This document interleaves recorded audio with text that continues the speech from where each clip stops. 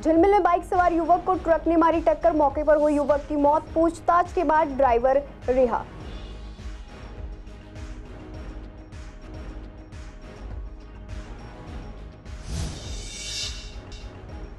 शाहदरा के मुकेश नगर से सनसनीखेज मामला आया सामने। एक मकान में संदिग्ध अवस्था में मिली युवक की लाश, पुलिस कर रही है मामले की जांच।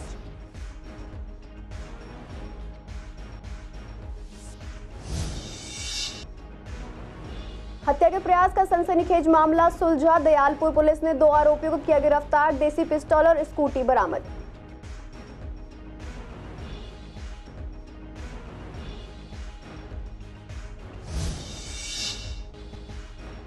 भोलानाथ नगर में नहीं हुई सड़क की मरम्मत, सीवर डालने के लिए खोदी गई थी सड़क, मेन रोड बंद होने से लोगों को भारी परेशानी।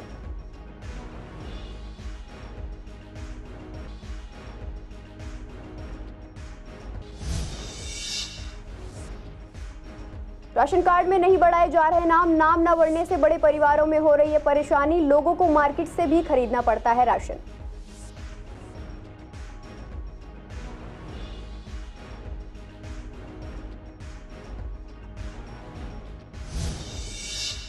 नमस्कार, आप देख रहे हैं सीसीएन लाइव। मैं हूं आपके साथ शिवानी तिवारी। स्वागत है आपका हमारे खास कार्यक्रम पूर्वी दिल्ली खास में। बुलेटिन की शुरुआत करते हैं कुछ अहम खबरों के साथ।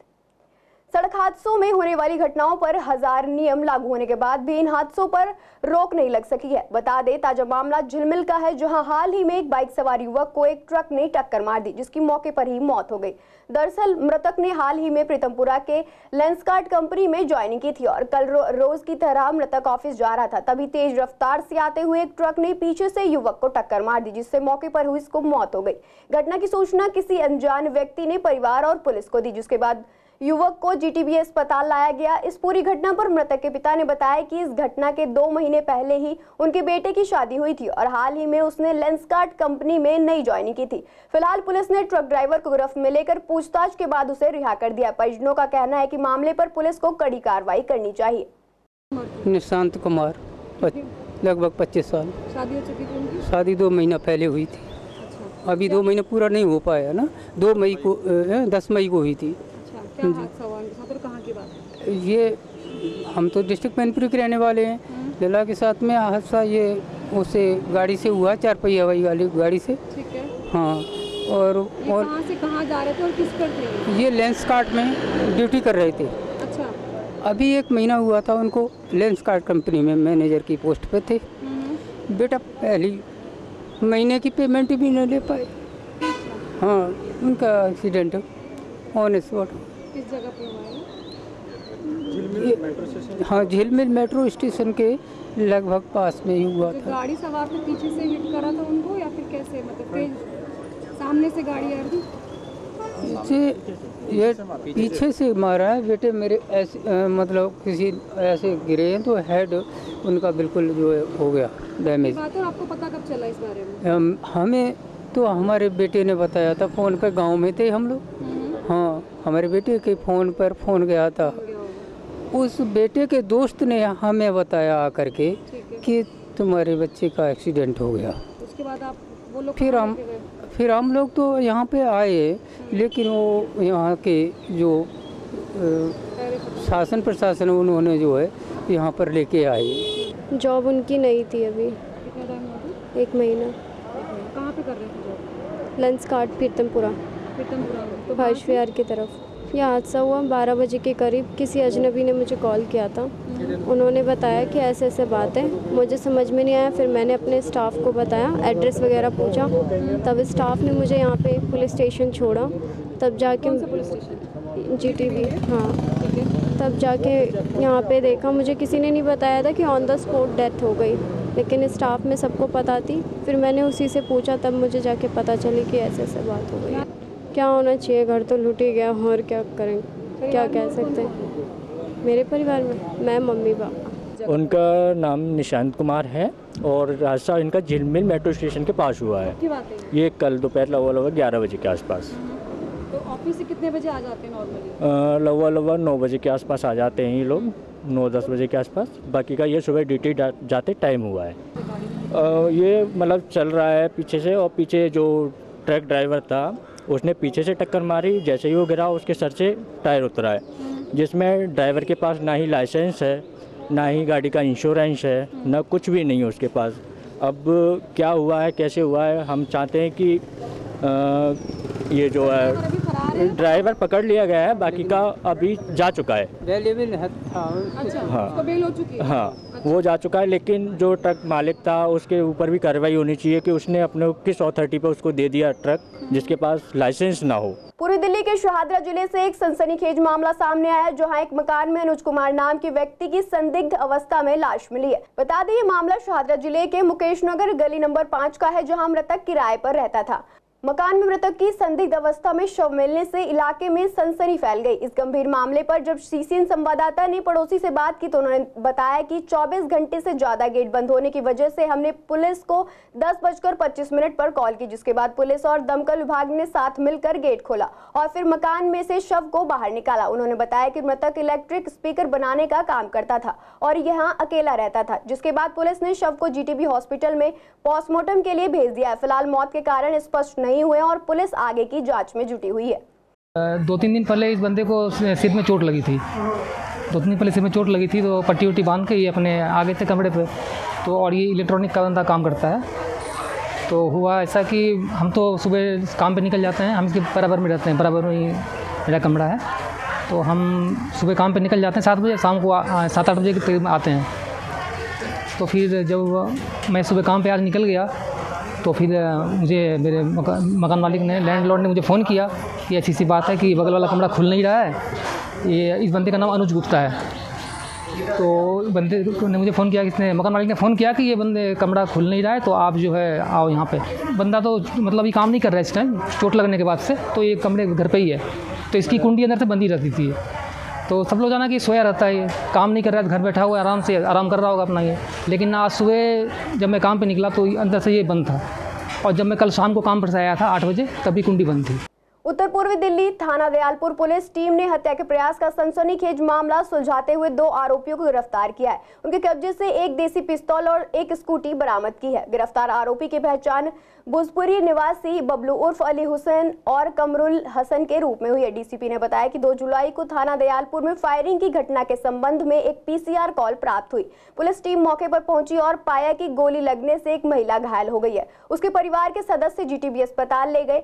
आगे की पूछताछ पर शिकायतकर्ता ने बताया कि उसने बबलू नामक व्यक्ति को 17 लाख रुपए उधार दिए थे, लेकिन अब वह पैसे वापस नहीं कर रहा था। शिकायतकर्ता हासिम ने बबलू को अपनी गली में देखा और फिर से उससे उधार ली गई राशि वापस करने के लिए कहा, जिस पर उनके बीच गर्मा गर्मी बहस हो गई और बबलू ने अपने 3 साथियों सुहेल, कमरुल और समरून को बुला लिया। जैसे ही सुहेल, कमरुल और समरून मौके पर पहुंचने उन्होंने शिकायतकर्ता के साथ मारपीट शुरू कर दी। इस बीच कमरुल ने देशी पिस्तौल से हासिम पर गोली चला दी, लेकिन गोली छत पर खड़ी होकर पूरी घटना देख रही एक महिला को लग गई। गोली चलाने के बाद अब सभी आरोपी मौके से फरार हो गए, जिसके बाद टीम ने मामले की जांच शुरू की। इलाके में लगे सीसीटीवी कैमरे की फुटेज और तकनीकी निगरानी कर जानकारी इकट्ठा कर अपराध में शामिल 2 आरोपियों को गिरफ्तार कर लिया। फिलहाल पुलिस मामले में शामिल बाकी आरोपियों का पता लगाने और उन्हें पकड़ने का प्रयास कर रही है। भोलानाथ नगर में शहादरा जिले के डीसीपी के ऑफिस के अंदर से लेकर बाहर रोड तक सीवर लाइन डाली गई है। बता दें, इस काम को हुए तकरीबन 1.5 से 2 महीने का समय बीत चुका है, लेकिन अभी तक सीवर लाइन डालने के बाद सड़क की मरम्मत नहीं कराई जा रही, जिससे यहाँ रहने वाले लोगों को काफी दिक्कतों का सामना करना पड़ रहा है। साथ ही यहाँ कई दुकानदार हैं जिन्हें टूटी सड़क की वजह से काफी नुकसान झेलना पड़ रहा है। वहीं लोगों का कहना है कि कई बार प्रशासन को टूटी सड़कों की मरम्मत के लिए शिकायत की गई है, लेकिन एमसीडी और पीडब्ल्यूडी दोनों ही एक दूसरे पर काम डाल देती हैं और काम के लिए टाल मटोल करती हैं। ऐसे में लोगों का यही कहना है कि इस सड़कों को दुरुस्त किया जाए, चाहे कोई भी विभाग करे।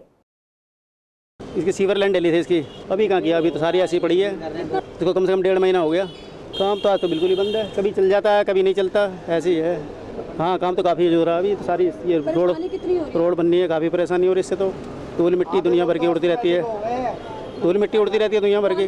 1 महीना हो गया कम से कम जरा से काम के लिए, और ये हालत है। क्या काम क्यों हो रहा है? ये सीवर लाइन डली है शायद इसमें, पहले पता नहीं, आगे तो है, पता नहीं क्यों डाली गई है। ये ऑलरेडी पहले की डली हुई है। ठीक है, उसके बाद मरम्मत नहीं की? मरम्मत करिए, ये धूल, तो बारिश हो गई है तो मिट्टी दब गई है, नहीं तो इतनी मिट्टी थी हमारी शटर पे। देखो यहाँ पे सीवर, डीसीपी ऑफिस के सीवर जो थे ना, ये बता रहे हैं कि ये डले थे, और लेकिन डलने के बाद इसे जल्दी से रिकवर भी करना था, जो कि अभी तक नहीं हुआ है, जिसमें कि कीचड़ वगैरह आप दिखा सकते हैं, कीचड़ वगैरह हुई है।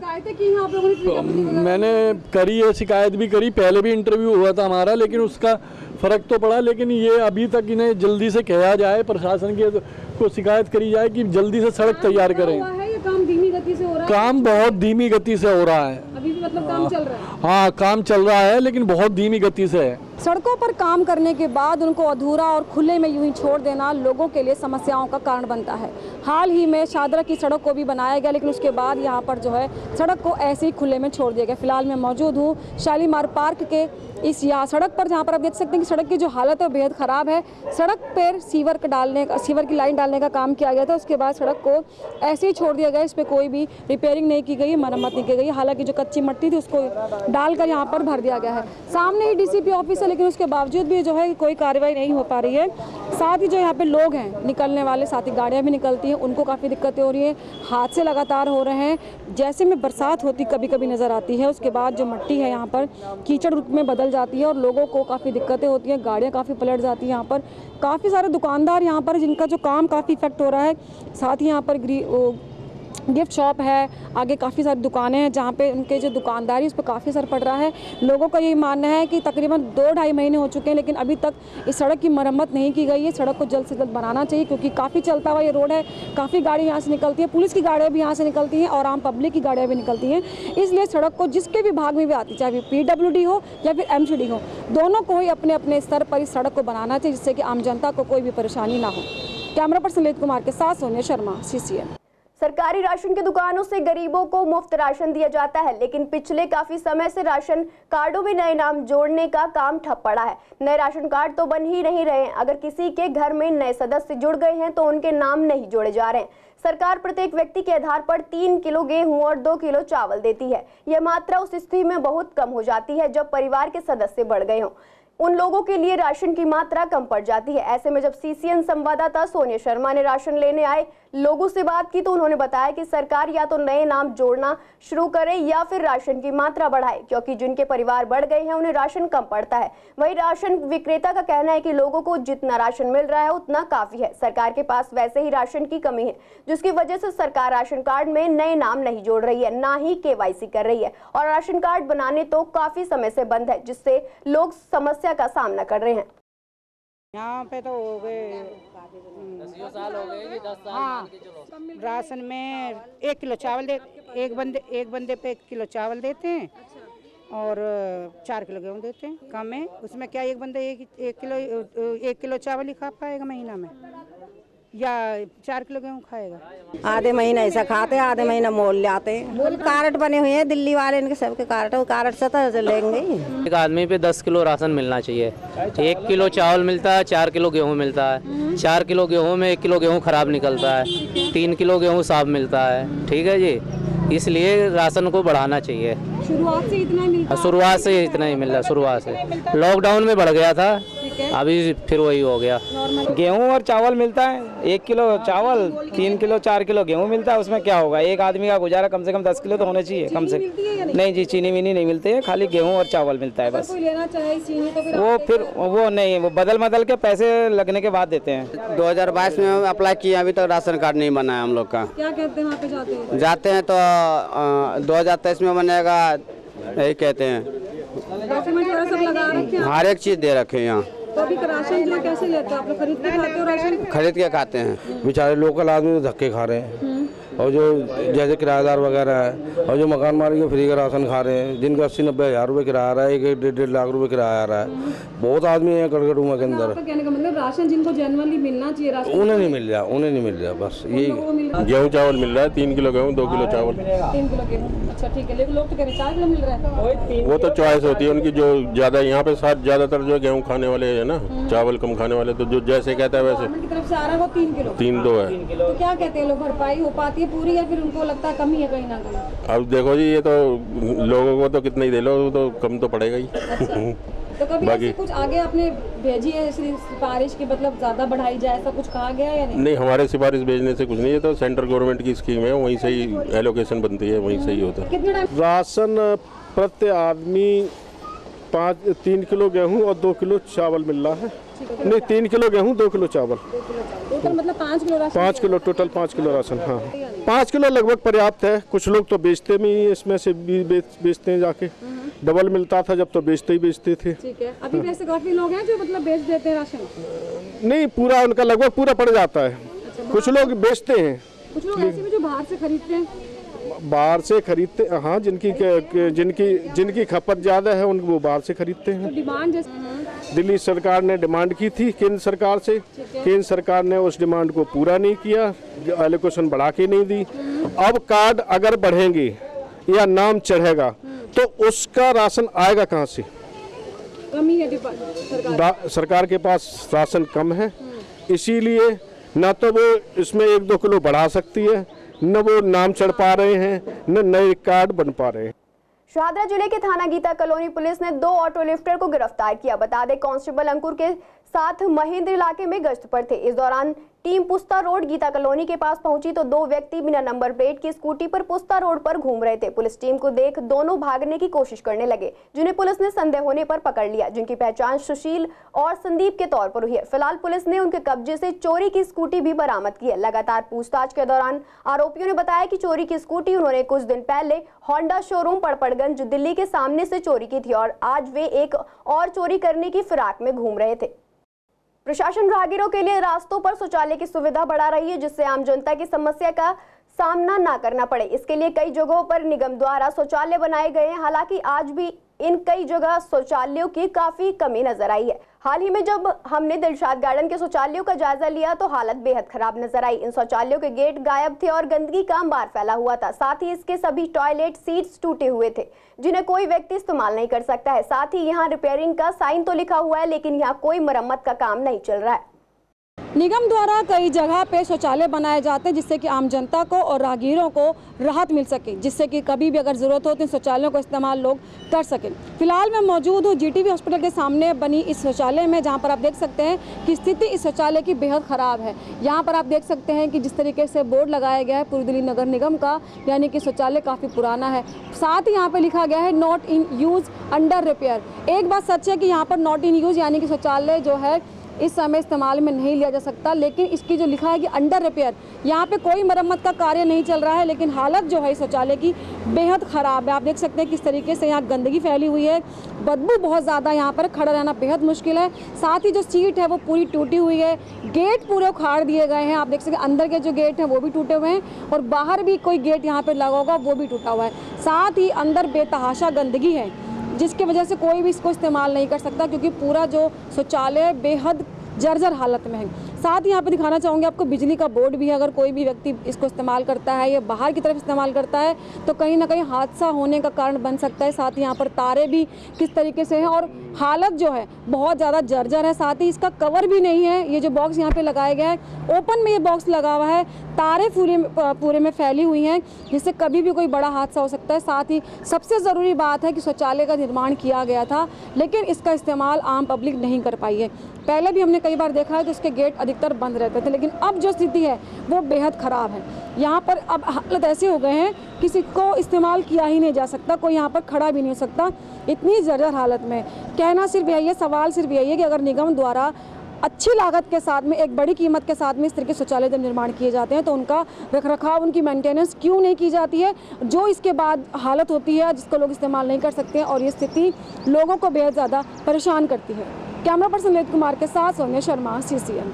उत्तर पूर्वी दिल्ली के गोकुलपुरी थाना अंतर्गत गंगा विहार की पुलिया के पास नाले में एक युवक की लाश मिलने से हड़कंप मच गया। सूचना के बाद मौके पर पहुंची गोकुलपुरी थाना पुलिस की टीम ने शव को कब्जे में लेकर पोस्टमार्टम के लिए जीटीबी अस्पताल की मोर्चरी में सुरक्षित रखवा दिया है। फिलहाल मृतक की पहचान नहीं हो पाई है। पुलिस मृतक की पहचान का प्रयास कर रही है।